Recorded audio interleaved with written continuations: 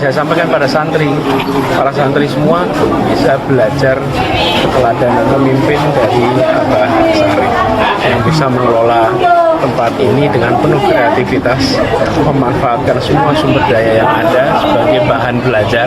Ada ucapan dari Abah ke Pak Anies terkait menjelang dari aspek hukum saja ya, karena saya kebetulan mengajar hukum tata negara, jadi saya melihat dari aspek hukum saja. Kalau kita baca di ketentuan PKPU nomor 3 tahun 2022 ya, tentang tahapan program dan jadwal pemilu, maka sebenarnya pencalonan presiden dan wakil presiden itu baru terjadi di bulan Oktober-November 2023 ya. Artinya seseorang itu bisa dianggap sebagai calon presiden itu kalau sudah ditetapkan oleh KPU menjadi calon presiden ya. Itu artinya dia menjadi peserta pemilu dalam Pilpres. Nah, terhadap orang-orang yang sudah ditetapkan menjadi calon presiden berdasarkan PKPU itu, maka sejak saat itu dia mesti patuh dan taat kepada peraturan perundang-undangan menyangkut tentang bagaimana hak dan kewajibannya sebagai calon presiden. Tentu diatur di dalam Undang-Undang Nomor 7 Tahun 2017 tentang pemilu ya. Di sana diatur bagaimana seorang calon presiden pada saat itu dia mesti mematuhi aturan main, rule of the game di dalam pemilu presiden ya. Salah satunya tentu soal kampanye ya. Kan nanti ada aturan mengenai PKPU tentang kampanye ya. Bagaimana jadwalnya mesti diatur sedemikian rupa oleh KPU. Orang tidak boleh, seorang capres tidak boleh melanggar jadwal itu. Kemudian transparansi dana kampanye dan penggunaannya itu semua dilaporkan kepada KPU dan diawasi oleh Bawaslu. Itu kalau dari aspek hukum ya Mas ya. Biasanya Pak Jokowi kan seperti itu, fakta dan kenyataannya. Oleh karena itu, karena Anies itu punya potensi menang, potensi kuat menjadi kuda hitam ya, maka ya suka tidak suka, senang tidak senang akan digembosi, akan dijegal agar akan dilemahkan ya, agar tidak bisa menjadi capres begitu. Itu dalam politik itu bukan rahasia umum, bukan yang aneh, pasti akan terjadi seperti itu. Nah, saya sih melihat ya yang penting bagaimana kuat saja, Aniesnya harus kuat dan partai koalisinya harus kuat. Karena penjagalan itu pasti akan dilakukan oleh lawan-lawan politik atau lawan-lawan Anies maupun dari lawan-lawan partai koalisi perubahan tersebut. Ya itu fakta dan kenyataan realita politik kita ya yang masih tadi, kalau ada orang kuat, ada orang yang dianggap bagus, ada orang yang bukan dari kelompoknya ya harus disikat, harus dijegal, harus dihabisi agar tidak bisa menjadi capres. Ya itu sebuah realita yang harus dihadapi oleh koalisi perubahan maupun oleh Anies sebagai calon presidennya. Ya itu tentu ya harus siap lahir dan batin ya ketika harus bertempur, harus berperang di Pilpres, ketika harus berhadapan-hadapan dengan pihak kekuasaan. Karena itu impact dampak daripada antitesa dari Jokowi, antitesa dari kekuasaan. Ya saya objektif saja ketika ya sudah beberapa tahun lalu saya mengatakan tadi seperti itu, bahwa ya Anies itu potensial ya pasti akan dijegal gitu. Dan ternyata terjadi saat ini gitu.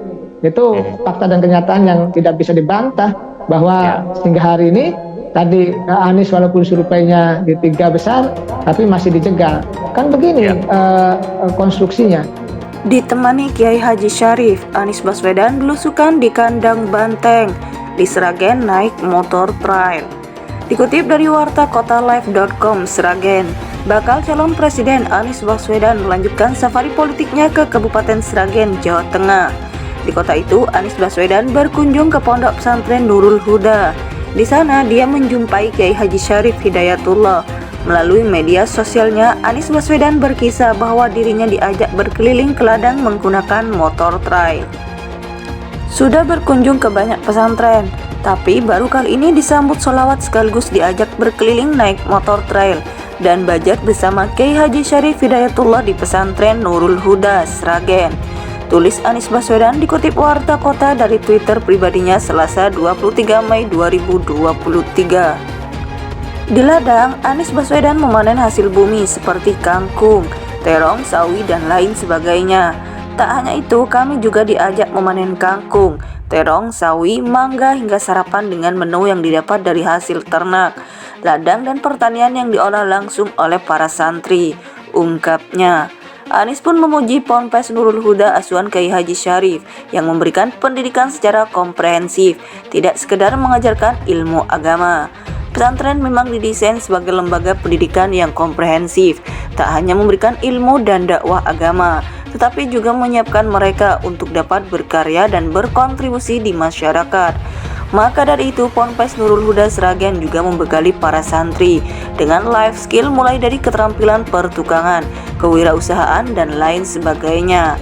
Apresiasi untuk kepemimpinan Abah Syarif yang begitu progresif mengelola, membina, dan menjadi teladan dalam keseharian bagi para santri. Kami bersyukur dapat mendengar berbagai wejangan dari beliau dan berharap beliau senantiasa diberikan kesehatan, kemudahan, dan kelancaran dalam berdakwah, serta terus menjadi penjuru bagi kita semua, tandas Anies Baswedan.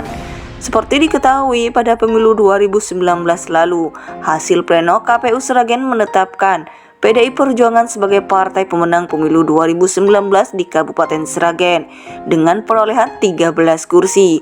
Disusul Partai Kebangkitan Bangsa 7 kursi, Partai Golkar dan Partai Keadilan Sejahtera 6 kursi. Disusul Partai Gerindra dan Partai Demokrat 5 kursi, Partai Amanat Nasional 2 kursi dan Partai Nasdem 1 kursi. Bakal calon presiden Koalisi Perubahan untuk Persatuan (KPP), Anies Baswedan melontarkan sejumlah kritik terhadap kebijakan pemerintahan Presiden Joko Widodo. Dalam milad PKS ke-21 di Istora Senayan, ex-gubernur DKI Jakarta itu menyinggung pembangunan jalan, penegakan hukum hingga rangkap jabatan di era Jokowi. Pengamat politik dari Universitas Al-Azhar, Ujang Komarudin, buka suara terkait hal itu. Sudah berkunjung ke banyak pesantren, tapi baru kali ini disambut sholawat sekaligus diajak berkeliling naik motor trail dan bajat bersama Kiai Haji Syarif Hidayatullah di pesantren Nurul Huda Sragen. Tulis Anies Baswedan dikutip Warta Kota dari Twitter pribadinya Selasa 23 Mei 2023. Anies pun memuji Ponpes Nurul Huda asuhan Kiai Haji Syarif yang memberikan pendidikan secara komprehensif, tidak sekedar mengajarkan ilmu agama. Pesantren memang didesain sebagai lembaga pendidikan yang komprehensif, tak hanya memberikan ilmu dan dakwah agama, tetapi juga menyiapkan mereka untuk dapat berkarya dan berkontribusi di masyarakat.